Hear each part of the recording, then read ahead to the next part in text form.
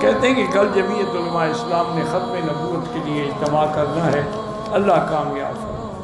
ختم نبوت تو ایک ایسا مسئلہ ہے نا جی،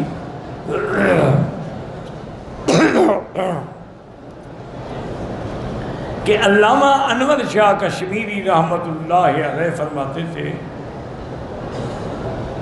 کہ نماز، روزہ، حج، زکوٰۃ یہ حضور کے اقوال کی حفاظت ہے، اعمال کی حفاظت ہے، افعال کی حفاظت ہے، تقریر کی، لیکن ختم نبوت حضور کے اعزاز کی حفاظت ہے، وہ حضور کا اعزاز ہے۔ اس لیے فرماتے ہیں کہ جو آدمی ختم نبوت کے لیے ایک دن بھی کام کرے گا انشاءاللہ کشمیری اس کی جنت کا ذمہ دار ہے۔ تو ختم نبوت کے لیے جو اجتماع کر رہے ہیں اللہ کامیاب فرمائے، اور اللہ تبارک و تعالی ہر مسلمان کو اس صحیح مسئلے میں مدد کی توفیق عطا فرمائے۔